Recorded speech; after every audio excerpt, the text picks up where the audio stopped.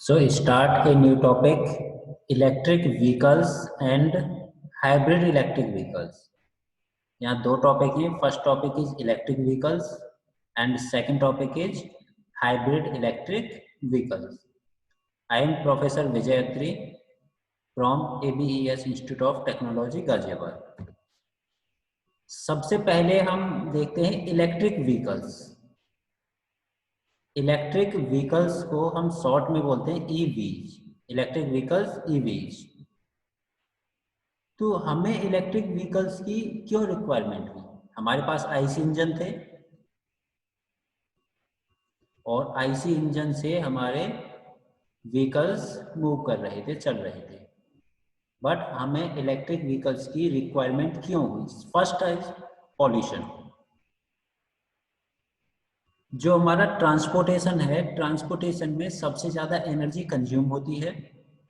1/3 part total energy का हमारा transportation में कंज्यूम होता है और उससे हमारी एयर पॉल्यूटेंट हो जाती है.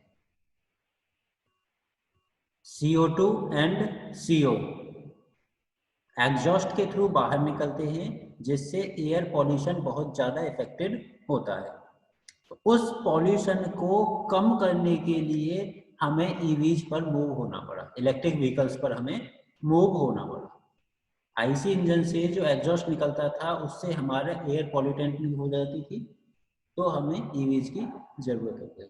अगर हम यहाँ पर देखें, अगर 10% EV इलेक्ट्रिक व्हीकल्स हम यूज करते हैं तो एक साल में 1 मिलियन टन एयर पॉल्यूटेंट कम कर सकते हैं.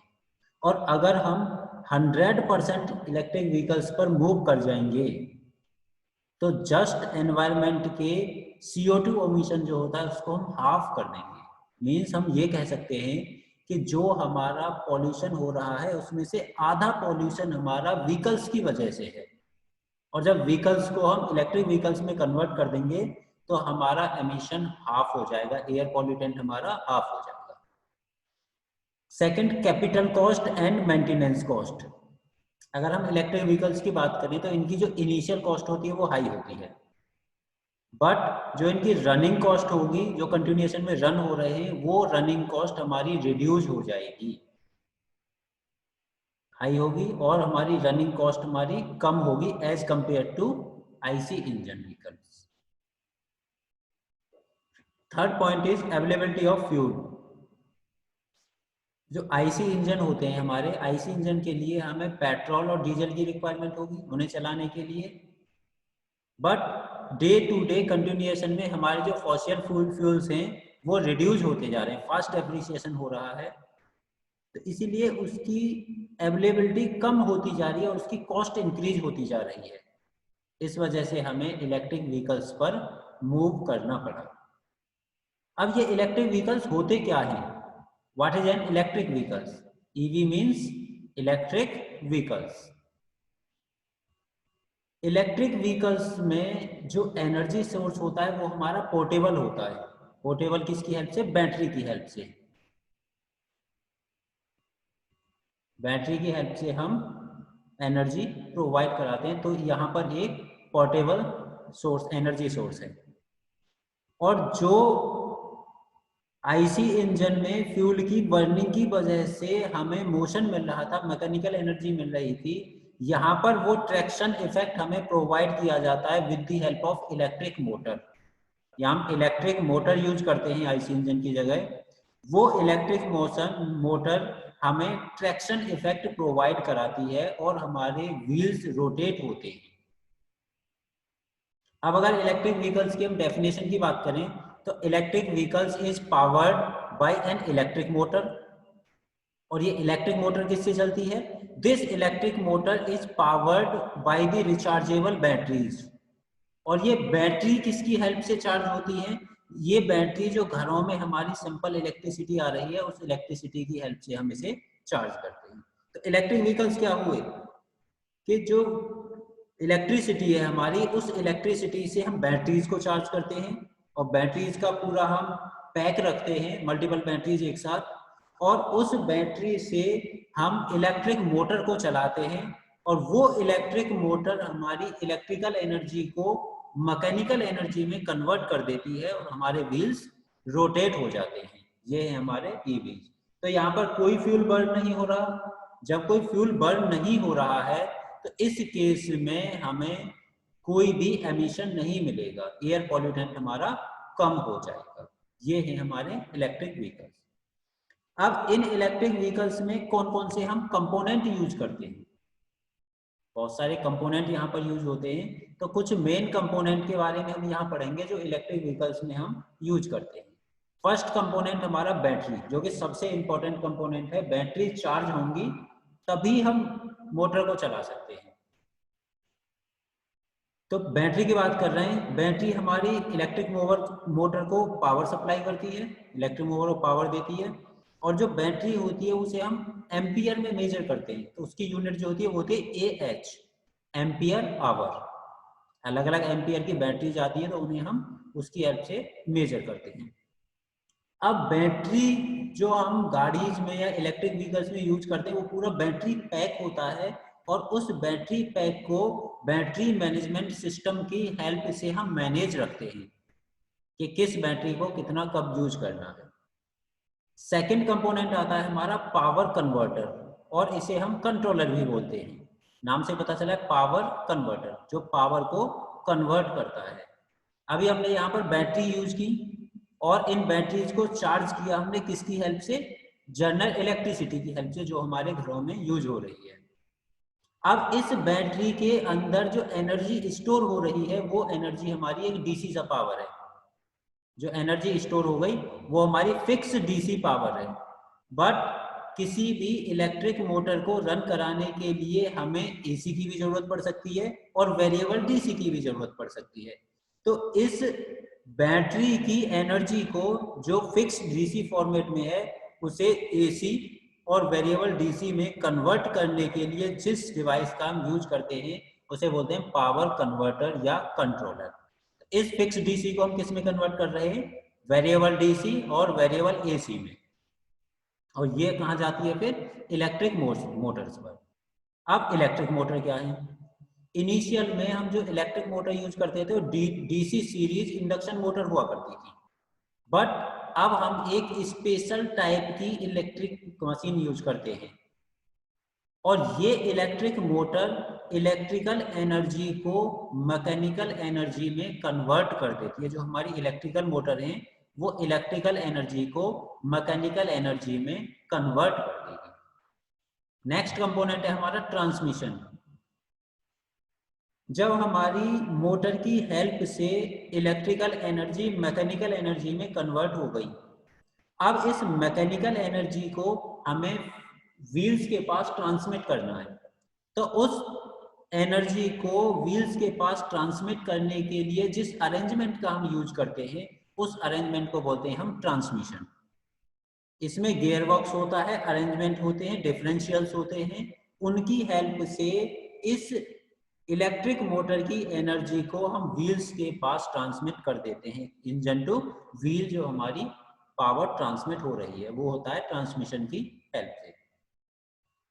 एक कंबाइंड टर्म आती है यहाँ पर, driven drive train. Drive train जो कंप्लीट अरेंजमेंट होता है, अगर हम बैटरी सेल को अलग हटा दें, ये हमने बैटरी सोर्स को अलग हटा दिया और ये हमारे लास्ट में हो गए व्हील्स। इन बैटरी सेल्स और व्हील्स को अगर हम अलग कर दें, electric motor, gear box, transmission, clutch, ये सारा अरेंजमेंट जो होता है ये कंबाइंड फॉर्म में हमारे में आता है ड्रिवन में, ड्राइव ट्रेन में। यहाँ पर दिखाया गया है कि ये हमारा सोर्स हो गया। उस सोर्स की हेल्प से हम बैटरी सोर्स को चार्ज करेंगे। जो हमारी बैटरी सेल रखी हुई बैटरी पैक्ड है उस बैटरी पैक्ड को हम चार्ज करेंगे किसी एक्सटर्नल सोर्स की हेल्प से। उसके बाद इस बैटरी की डीसी को हम पावर कन्वर्टर की हेल्प से एसी और वेरिएबल डीसी में कन्वर्ट करके इलेक्ट्रिक मोटर के पास ट्रांसमिट कर देंगे।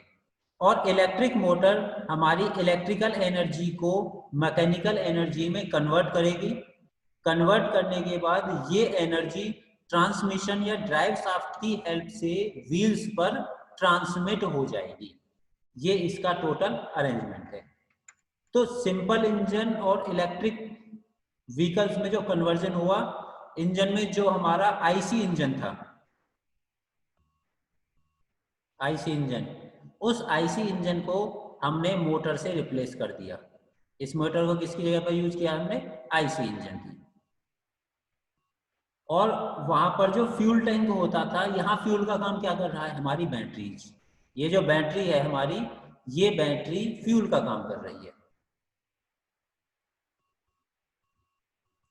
उसके बाद बैटरी पैक्ड हम रखते हैं जिसमें बहुत सारी बैटरी एक साथ अटैच रहती हैं। तो ये हमारा हुआ इलेक्ट्रिक व्हीकल्स। नेक्स्ट इसी में हम टॉपिक पढ़ते हैं हाइब्रिड इलेक्ट्रिक व्हीकल्स। हाइब्रिड का मतलब हुआ मल्टीपल, बट किसके साथ? इलेक्ट्रिक के साथ। Multiple electric vehicles means electric vehicles को अगर हम सिंपल आईसी इंजन के साथ मर्ज कर दें तो उस इंजन को हम बोलेंगे, उस व्हीकल को हम बोलेंगे हाइब्रिड इलेक्ट्रिक व्हीकल। इसमें हमारा इंटरनल कंबशन इंजन भी होता है और यहाँ पर हमारी मोटर, इलेक्ट्रिक मोटर भी होती है। दोनों को यूज करते, दोनों की एनर्जी को यूज करके जब हम इंजन को रन कराते हैं, जब हम दोनों को यूज करते हुए मैकेनिकल एनर्जी प्रोड्यूस करते हैं और व्हील को रोटेट कराते हैं, उस पर्टिकुलर व्हीकल को हम बोलते हैं hybrid electric vehicle. Hybrid electric vehicle में जो अभी हमारे पास अवेलेबल है, एक्चुअल में जो एनर्जी हमें मिलती है वो फ्यूल्स के बर्न होने से ही मिलती है, आईसी इंजन की हेल्प से ही मिलती है। बट उसे जब हमें एनलार्ज करना हो या उसे सपोर्ट देनी हो, वो हम किसकी हेल्प से देते हैं? इलेक्ट्रिक व्हीकल्स की हेल्प से। तो यहाँ पर कंबाइन हो गया इलेक्ट्रिक व्हीकल्स यानी कि मोटर प्लस आईसी इंजन। तो हाइब्रिड व्हीकल्स की जब हम बात करते हैं तो यहाँ पर मोटर प्लस आईसी इंजन, इन दोनों का जो कॉम्बिनेशन होगा वो कॉम्बिनेशन हमारा आता है हाइब्रिड इलेक्ट्रिक व्हीकल्स। अभी हम इसे डिटेल में देखेंगे कि कब हमें मोटर की जरूरत पड़ेगी, कब हमें आईसी इंजन की जरूरत पड़ेगी। इसमें जो बैटरी सेट होता है, बैटरी सेट के लिए यहाँ पर जो फैसिलिटी यूज करते हैं उसे करते हैं रीजनरेटिव ब्रेकिंग। रीजनरेटिव ब्रेकिंग क्या है? जैसे व्हीकल हमारा चल रहा है, उस चलते हुए व्हीकल को हमें आगे कोई अगर स्टॉप करना होगा तो हम ब्रेक अप्लाई करते हैं, और जब हम ब्रेक अप्लाई करते हैं तो जो ब्रेक शू हमारे होते हैं वो ब्रेक के ऊपर अपनी एनर्जी लगाते हैं, और ड्यू टू फ्रिक्शन वहां पर बहुत ज्यादा एनर्जी लॉस होती है। अगर हम उसी लॉस्ट एनर्जी को उन बैटरीज को चार्ज करने में यूज कर लें तो उस सिस्टम को हम बोलते हैं रीजनरेटिव ब्रेकिंग। ब्रेक की हेल्प से हम उस वेस्ट एनर्जी को बैटरी को चार्ज करने के लिए यूज कर लें, तो हो गया रीजनरेटिव ब्रेकिंग। अब हाइब्रिड इलेक्ट्रिक व्हीकल जो होते हैं वो डिफरेंट डिफरेंट टाइप के होते हैं, तो अलग अलग टाइप से क्लासीफाई किया है। सबसे पहले क्लासीफाई किया गया है डिग्री ऑफ हाइब्रिडाइजेशन। हाइब्रिडाइजेशन के हेल्प से इसे 3 टाइप से क्लासीफाई किया गया, mild, power and energy. Mild, power, energy. अब हम अगर बात कर रहे हैं एचईवीज की, हाइब्रिड इलेक्ट्रिक व्हीकल की, तो इसमें क्या है? गैसोलीन इंजन लगा हुआ है। गैसोलीन इंजन कौन सा? हमारा पेट्रोल इंजन या डीजल इंजन। और साथ में हमारी मोटर लगी हुई है यहाँ पर। मोटर कौन सी? Electric vehicles. तो इलेक्ट्रिक व्हीकल्स और गैसोलीन व्हीकल्स दोनों का जो कॉम्बिनेशन है वो है हमारा हाइब्रिड इलेक्ट्रिक व्हीकल्स। तो इस अरेंजमेंट को हम GM अरेंजमेंट भी बोलते हैं, गैसोलीन प्लस मोटर अरेंजमेंट। तो ये जो हाइब्रिडाइजेशन के अकॉर्डिंग हमने क्लासीफाई किया गया है, इनका रेशो यहाँ पर एक्ट होता है, कहाँ गैसोलीन ज्यादा होगा, कहाँ मोटर की हेल्प हम ज्यादा लेंगे। तो जो हमारा माइल्ड होता है, माइल्ड एचईवीज होते हैं, वहां पर हम आईसी इंजन ज्यादा यूज होता है as compare to electric motor. अगर माइल्ड से हम एनर्जी की तरफ मूव करेंगे तो इसका मतलब है कि जो हमारा आईसी इंजन था, जो हमारा इंजन था, उसे हम डाउन सीज करते जा रहे हैं। यहाँ पर इंजन गैसोलीन मैक्सिमम और यहाँ पर गैसोलीन मिनिमम। तो गैसोलीन को हम माइल्ड से एनर्जी की तरफ जाते हुए रिड्यूस कर रहे हैं। और इसके अपोजिट अगर मोटर इफेक्ट देखेंगे हम, इलेक्ट्रिक मोटर, यहाँ पर मोटर की पावर मैक्सिमम और यहाँ पर मोटर की पावर मिनिमम मोटर की पावर को हम यूज कर रहे हैं। इन दोनों का जो कॉम्बिनेशन है वो HEV हो गया। तो माइल्ड टू एनर्जी जब हम मूव करेंगे तो hybrid is related degree of down sizing in the engine. Engine में क्या कर रहे हैं हम, डाउन सीजिंग कर रहे हैं। और अप सीजिंग किस में कर रहे हैं हम, इलेक्ट्रिक मोटर में। इलेक्ट्रिक मोटर में हम अप सीजिंग कर रहे हैं, मिनिमम टू मैक्सिमम और maximum to minimum. That is the traction power provided by the IC engine is reduced. IC engine की जो पावर होगी उसे हम रिड्यूस करते जाएंगे माइल्ड से एनर्जी की तरफ जाते हुए। एंड इलेक्ट्रिक मोटर की जो पावर होगी उस पावर को हम इंक्रीज करते जाएंगे माइल्ड से एनर्जी की तरफ जब हम मूव करेंगे। तो ये क्लासिफिकेशन हो गया हाइब्रिडाइजेशन के अकॉर्डिंग। हाइब्रिडाइजेशन के अकॉर्डिंग क्या है कि जो हमारा इंजन है उसे डाउन सीज करेंगे, अप टू डाउन जाएंगे जब, और जो हमारी इलेक्ट्रिक मोटर है उस इलेक्ट्रिक मोटर को हम अप सीजिंग करेंगे माइल्ड टू एनर्जी जाने पर। सेकेंड क्लासिफिकेशन हम करते हैं based on availability of generator, कि अगर हमारा जो टोटल अरेंजमेंट है उस टोटल अरेंजमेंट में जनरेटर अवेलेबल है तो उसके अकॉर्डिंग हम कैसे क्लासिफाई करेंगे। फर्स्ट है चार्ज डिप्लीटिंग। चार्ज डिप्लीटिंग क्या होगा कि अगर कोई भी हाइब्रिड इलेक्ट्रिक व्हीकल्स ऐसा हो जिसमें ऑन बोर्ड मींस उसी सिस्टम में अगर इलेक्ट्रिक जनरेटर नहीं है, किसी भी हाइब्रिड इलेक्ट्रिक व्हीकल्स में on board electric generation unit नहीं है तो उसे हम बोलते हैं charge depleting hybrid electric vehicle. Second होता है charge sustaining hybrid electric vehicles. अगर किसी हाइब्रिड इलेक्ट्रिक व्हीकल में on board electricity generator facility है, अवेलेबल है, तो उस पर्टिकुलर व्हीकल को हम बोलते हैं charge sustaining hybrid electric vehicle. तो जनरेटर के अगर अवेलेबल होगा ऑन बोर्ड तो सस्टेनिंग, और ऑन बोर्ड अगर जनरेटर अवेलेबल नहीं है, इलेक्ट्रिसिटी जनरेशन नहीं है तो डिप्लीटिंग। तीसरा क्लासिफिकेशन करते हैं हम बेस ऑफ आर्किटेक्चर। आर्किटेक्चर के बेस पर यहाँ तीन अरेंजमेंट होते हैं, सीरीज, पैरेलल, सीरीज पैरेलल। अगर हम हाइब्रिड व्हीकल्स की जब बात कर रहे हैं तो हाइब्रिड इलेक्ट्रिक व्हीकल्स में कौन सा अरेंजमेंट है मेरा, MG, मोटर और गैसोलीन, इन दोनों का मिक्सचर होता है। इन दोनों की हेल्प से हमारी कोई भी व्हीकल चलता है। एक्चुअल में व्हीकल हमारा गैसोलीन से ही चलता है, बट सपोज हम किसी हाइट पर जा रहे हैं, उस टाइम पर हमें फ्यूल की ज्यादा रिक्वायरमेंट होगी, इंजन अपनी उसी एज इट इज स्पीड से चलेगा, बट जो हमारी इलेक्ट्रिक एनर्जी है मोटर उसे सपोर्ट करेगी और उसमें आसानी हो जाएगी हमें ऊपर तक जाने में। तो जब कभी भी हमें एक्स्ट्रा पावर की रिक्वायरमेंट होगी तो वो एक्स्ट्रा पावर हम किसकी हेल्प से लेंगे, मोटर की हेल्प से। तो मोटर क्या कर रही है, हमें एक्स्ट्रा पावर को जब रिक्वायरमेंट होगी तब हमारी मोटर एक्ट हो रही है। बट इलेक्ट्रिक व्हीकल जो हमने यहाँ आर्किटेक्चर की हेल्प से किए, सीरीज पैरेलल अरेंजमेंट, तो इनमें हम डिफरेंस देखते हैं। क्या डिफरेंस है, सीरीज में क्या होगा। सबसे पहले series hybrid electric vehicles, series hybrid electric vehicles की बात करते हैं तो इनमें सभी कंपोनेंट हमारे सेम सीरीज में लगे रहते हैं। फर्स्ट इज इंजन, ये कौन सा इंजन है हमारा, आईसी इंजन। जब आईसी इंजन में फ्यूल बर्न होगा पेट्रोल और डीजल तो ये एक प्राइम मूवर की तरह काम करेगा और ये मूव करा के अपनी जो मैकेनिकल एनर्जी है वो जनरेटर के पास भेज देगा। जनरेटर उसे कन्वर्ट करके बैटरी के पास भेजेगी जिससे बैटरी हमारी चार्ज हो जाएगी।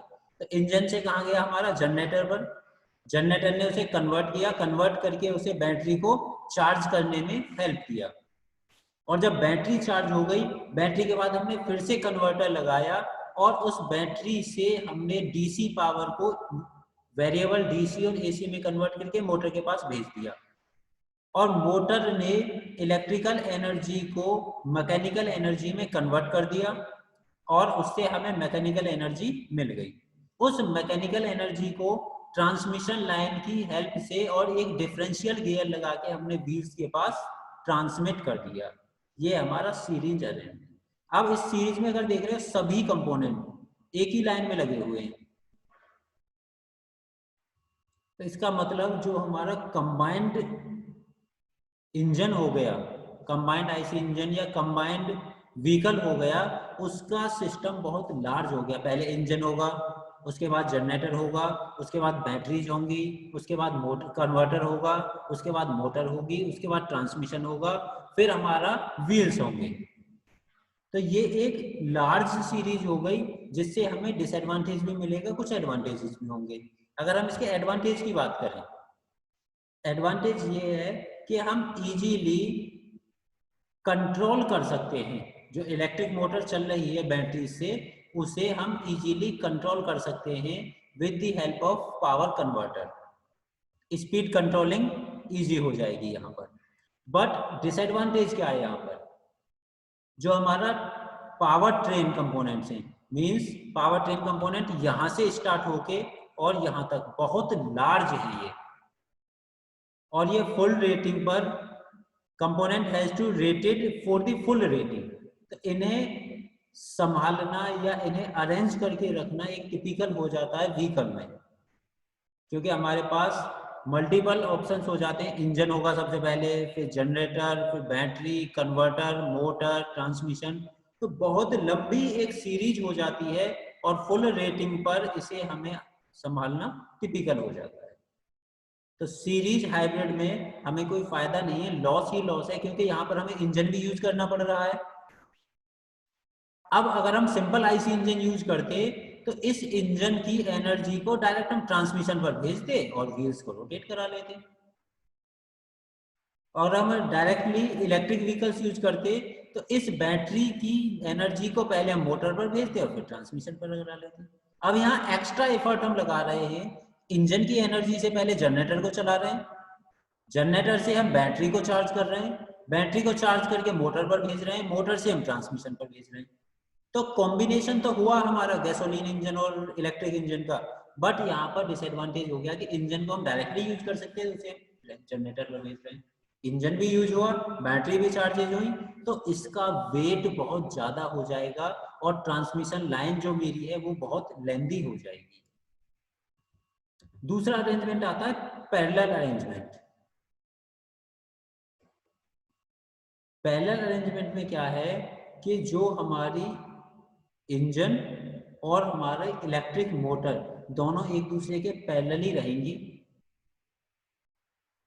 और ट्रांसमिशन में जो हमारी पावर जा रही है वो पावर दोनों के साथ शेयर रहेगी, शेयरिंग में रहेगी। यानी कि हमारे इंजन से पावर जा रही है, क्लच किस लिए यूज करते हैं? एंगेजमेंट डिसएंगेजमेंट के लिए। इस इंजन की पावर को हमने ड्राइव शाफ्ट पर दिया, ट्रांसमिशन के थ्रू व्हील्स पर चली गई। दूसरा हमने मोटर, इलेक्ट्रिक मोटर की पावर को हमने क्लच की हेल्प से ड्राइव शाफ्ट पर दिया और वो ट्रांसमिशन के थ्रू व्हील्स पर चली गई।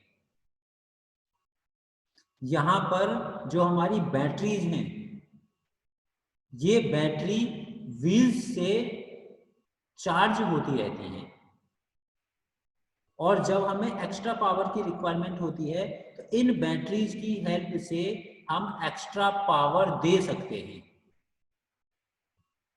जब कभी भी हमें रीजनरेटिव ब्रेकिंग, जब हमें एक्स्ट्रा पावर की रिक्वायरमेंट होगी तो एक्स्ट्रा पावर को इस मोटर की हेल्प से हम इंक्रीज कर सकते हैं। भाई इंजन तो हमारा जो चल रहा है वो चल ही रहा है, वो पावर ट्रांसमिट कर ही रहा है।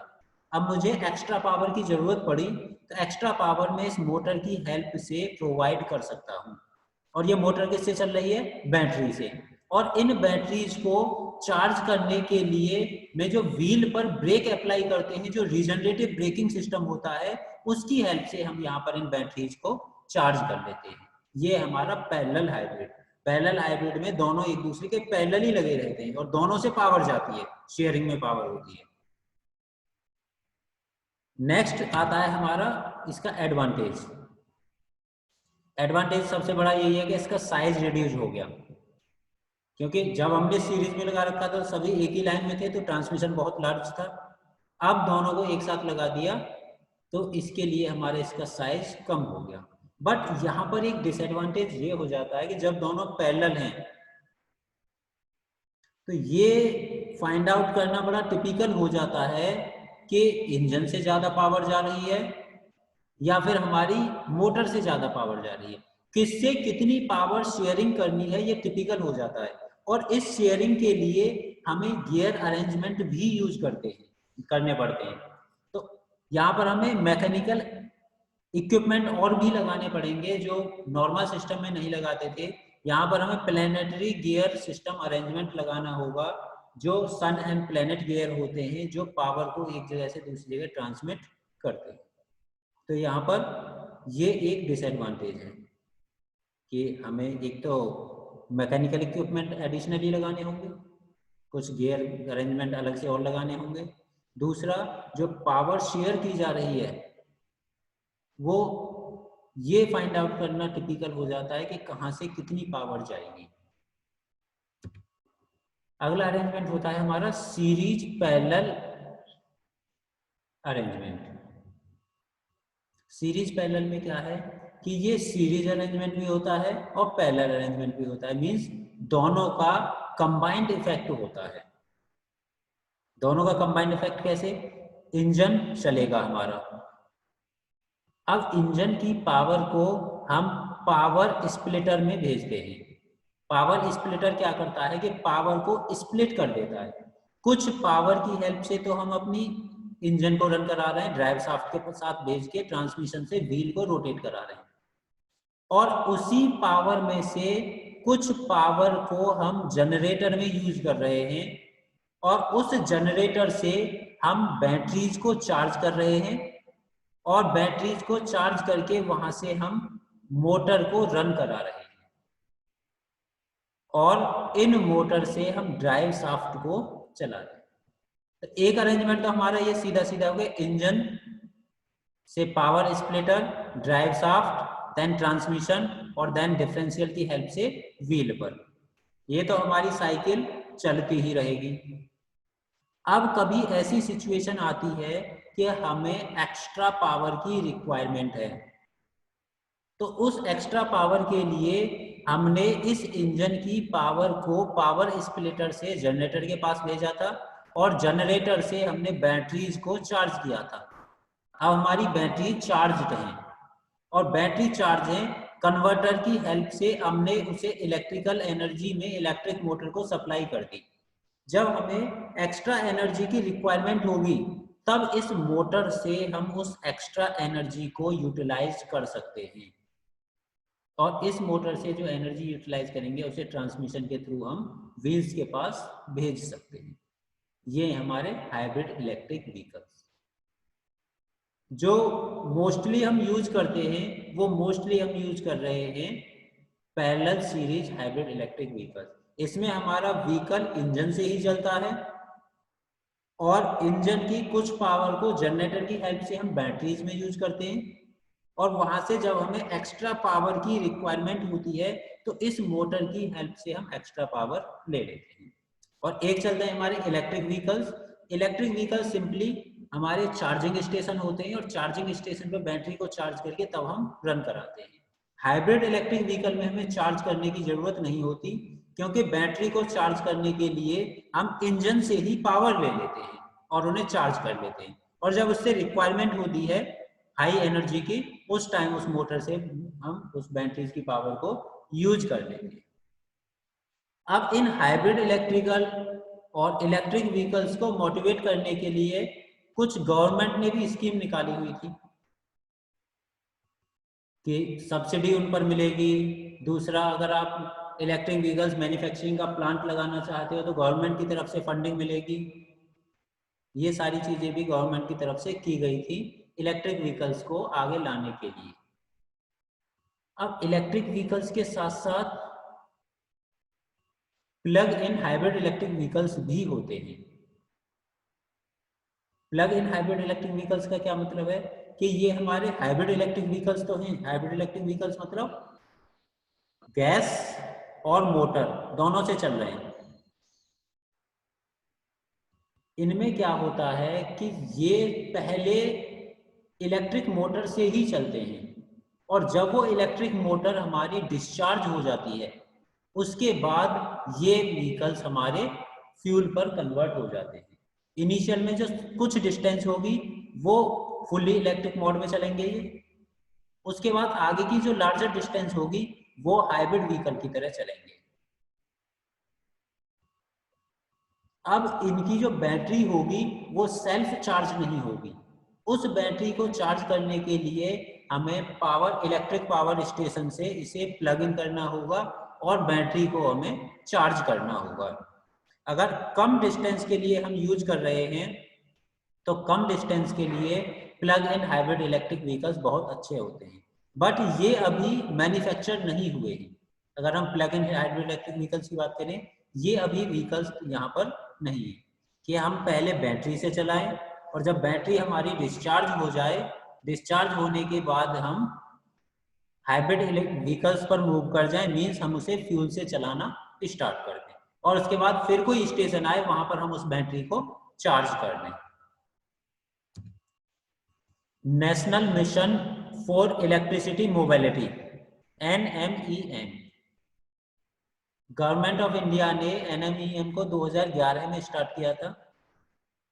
अप्रूवल मिला था कि हाँ हम इलेक्ट्रिक व्हीकल्स की तरफ मूव करेंगे, और उसके बाद एक स्कीम निकाली थी इंडस्ट्री के लिए, हैवी इंडस्ट्री के लिए। उस स्कीम का नाम था fame India, faster adoption and manufacturing of hybrid and electric vehicles in India, fame. इस स्कीम में जो हमारी ये आई थी, इस स्कीम में जो व्हीकल्स खरीदते थे हम, 2 व्हीलर या 4 व्हीलर इलेक्ट्रिक व्हीकल, तो वहां गवर्नमेंट हमें सब्सिडी भी देती थी। अगर मुझे 2 व्हीलर लेने जाना है, कोई इलेक्ट्रिक व्हीकल है उसे परचेज कर रहा हूं मैं, तो गवर्नमेंट की तरफ से मुझे सब्सिडी मिलेगी और मुझे वो व्हीकल कम रेट में मिल जाए क्योंकि इनकी इनिशियल कॉस्ट ज़्यादा होती है। तो ये हमारा टॉपिक है electric and hybrid electric vehicle. Okay, thank you.